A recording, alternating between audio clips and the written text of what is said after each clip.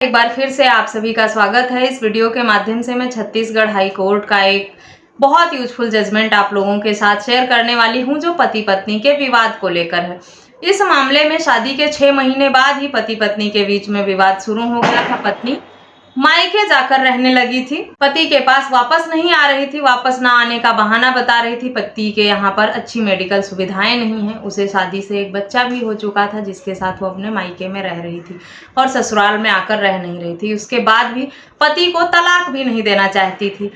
कुछ समय बाद मेंटेनेंस का केस किया था पत्नी ने, पति ने सेक्शन 9 का किया था जो खारिज हो गया। पति ने क्रूरल्टी के ग्राउंड पर तलाक मांगा था ऐसी पत्नी से, जो भी पति के हक में फैसला नहीं हुआ। अगर पत्नी बेवजह अपने पति से अलग रह रही है, साथ नहीं रहना चाहती, वैवाहिक जीवन का निर्वाहन नहीं कर रही है, तो पति ऐसी पत्नी से तलाक ले सकता है। लेकिन इस मामले में ऐसा क्या हुआ कि छत्तीसगढ़ हाई कोर्ट ने पति के हक में फैसला नहीं सुनाया, पति की बात नहीं सुनी गई, पत्नी के हक में ही फैसला हुआ। पति को तलाक नहीं मिला, पति हाई कोर्ट तक गया। फिलहाल तो पति के पास सुप्रीम कोर्ट जाने का ऑप्शन रहता है।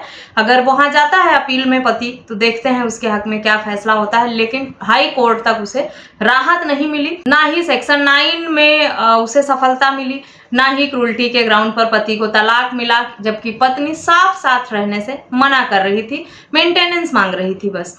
लेकिन वो तलाक देना नहीं चाहती थी, एक ही जिद पे अड़ी थी, साथ नहीं रहना चाहती क्योंकि मेडिकल सुविधाएं वहां नहीं है। वो डाइवोर्स भी नहीं देना है, पत्नी का ये कहना था, मेंटेनेंस लेना चाहती थी। इस मामले में सेक्शन 9 और मेंटेनेंस का केस ऑलरेडी में चल रहा था दोनों की तरफ से, जिसमें काउंसलिंग हुई और काउंसलिंग में पत्नी को साथ रहने के लिए तैयार किया गया। पत्नी रेडी हो गई साथ रहने को, पति के साथ गई भी रहने। 6 महीने फिर रही पत्नी पति के साथ। काउंसलिंग होने के बाद उसके बाद फिर मायके चली गई और वापस नहीं आई रहने।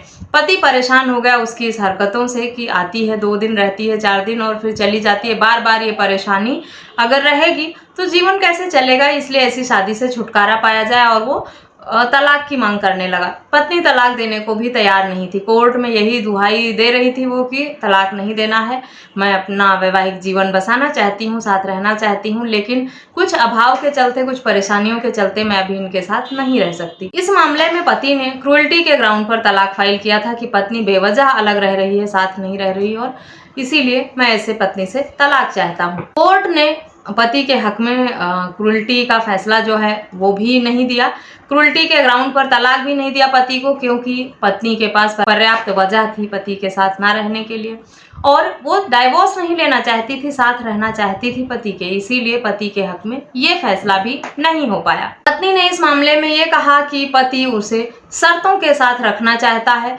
जबकि कोर्ट ने कहा कि पत्नी उसकी ना तो कोई बंधुआ मजदूर है, ना ही किराए की प्रॉपर्टी है, खरीदी हुई प्रॉपर्टी है जिसे वो टर्म एंड कंडीशंस के साथ अपने घर में रखने के लिए मजबूर करे। और इसी वजह से पति की क्रूरल्टी के ग्राउंड पर तलाक की याचिका जो थी वो भी खारिज कर दिया, उसके हक में फैसला नहीं हुआ और पति को राहत नहीं मिली हाई कोर्ट तक। तो ये नहीं कह सकते कि सभी मामलों में एक तरह से ही कोर्ट के फैसले होते हैं। अगर आपका पार्टनर किसी मजबूरी के चलते, किसी वजह के चलते आपसे अलग रह रहा है और वो कोर्ट में ऐसी बात को साबित कर देगा कि वो क्यों आपसे अलग है, क्या वजह है, क्या मजबूरी या क्या परेशानियों का सामना उसे करना पड़ता है, तो आपको क्रूरल्टी के ग्राउंड पर भी तलाक नहीं मिलेगा। हिंदू मैरिज एक्ट का सेक्शन 13 जो क्रूरल्टी के ग्राउंड को बताता है, तलाक दिलवाता है, उसमें क्या क्या प्रावधान किए गए हैं, किस तरह से आपको तथ्यों को कोर्ट के समक्ष रखना है, इसको अच्छे से समझ लें। बेवजह अगर आप कोर्ट के चक्कर लगाएंगे, बिना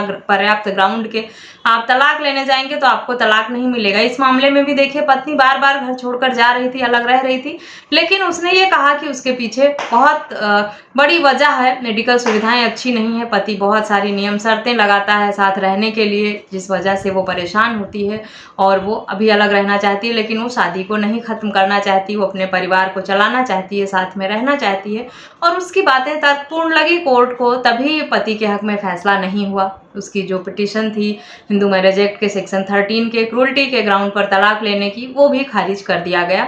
इस मामले में फैसला देते हुए कोर्ट ने समर घोष वर्सेस जया घोष मामले का हवाला दिया। उसी मैटर के तर्कों को देते हुए इस मामले में आदेश हाईकोर्ट द्वारा दिया गया। ये साफ कहा गया कि पति पत्नी दोनों को एक दूसरे के साथ सम्मान के साथ और प्यार के साथ रहना चाहिए। एक दूसरे के प्रति सम्मान की दृष्टि होना चाहिए, सम्मानित नज़रिया होना चाहिए, तभी वो साथ में रह सकते हैं। एक दूसरे से अलग रहना तलाक का आधार तो हो सकता है, लेकिन इसका मतलब ये नहीं है कि आप एक दूसरे के प्रति सम्मान ना रखें। और पति या पत्नी दोनों में से कोई एक साथ रहने के लिए मजबूर नहीं कर सकता है। इस मामले में पति पत्नी को मजबूर कर रहा था साथ रहने के लिए, जबकि पत्नी की अपनी परिस्थितियां और परेशानियां थीं। इस जजमेंट को डिटेल में आप पढ़ सकते हैं। जजमेंट का नाम वीडियो में दे दिया है, वीडियो के डिस्क्रिप्शन बॉक्स में भी डिटेल दे दूंगी। आप डिटेल में पढ़ना चाहें तो पढ़कर समझ सकते हैं कि हर मामले में पति को क्रूरल्टी के ग्राउंड पर या पत्नी बेवजह अलग रह रही है या पत्नी अलग रह रही है, मायके जाकर रह रही है, तो तलाक नहीं मिलेगा। इसीलिए बहुत सोच समझकर कोर्ट के समक्ष जाएं और तलाक का पिटीशन लगाएं अगर आपके पास पर्याप्त ग्राउंड है। अगर आपकी पत्नी के साथ कुछ विपरीत परिस्थितियां हैं, मजबूरियां हैं जिसके चलते वो वहां नहीं रहना चाहती हैं, तब आपको तलाक नहीं मिलेगा क्रूरल्टी के ग्राउंड पर, अगर आपका पार्टनर आपसे अलग भी रह रहा है, जैसा कि इस मामले में भी हुआ। इस जजमेंट के साथ साथ एक और जजमेंट का हवाला कोर्ट ने जो दिया है, उस पर भी आप डिटेल जानकारी ले सकते हैं कि उस मामले में क्या फैसला रहा था कोर्ट का। आशा करती हूँ ये वीडियो आपके लिए यूजफुल होगी। पति पत्नी दोनों के बीच में जब विवाद हो, परेशानियां हो, तो जल्दबाजी में कोर्ट के चक्कर लगाना ना शुरू करें। आप लोग थोड़ा समय लें, थोड़ा दूरी बनाकर रखें, कुछ दिन सोचें समझें, रिसर्च करें, अपने हक अधिकार को जानें, उसके बाद ही फैसला लें अलग होने का या साथ रहने का, क्योंकि जल्दबाजी में किया हुआ फैसला अक्सर लोगों को बाद में बहुत परेशान करता है और पछतावा देता है। और फिर जब एक बार फैसला हो जाता है तब आप कुछ कर भी नहीं पाते हैं। अगर झूठे मामले केस एक दूसरे के प्रति करने लगेंगे परेशान करने के लिए, तो बीच में सुलह समझौता करने की, साथ रहने की, घर बसाने की जो गुंजाइश होती है वो भी खत्म हो जाती है। इसीलिए बेवजह उलझे नहीं, विवाद में ना पड़ें, कोर्ट कचहरी के चक्कर ना लगाएं, पहले सुलह समझौता करने की ही कोशिश करें, क्योंकि कोर्ट में जाने के बाद, इल्जाम लगाने के बाद घर वापसी के, सुलह समझौता होने के और साथ रहने के सारे विकल्प खत्म हो जाते हैं। क्रूरल्टी के ग्राउंड पर तलाक कब मिलता है, क्या क्या आधार हैं, कैसे सबूत बनाने हैं, इस पर मैंने डिटेल में कई वीडियोस बना रखी है। अगर आपने नहीं देखी है तो फैमिली लॉ के प्लेलिस्ट में जाकर आप डिटेल में देख सकते हैं।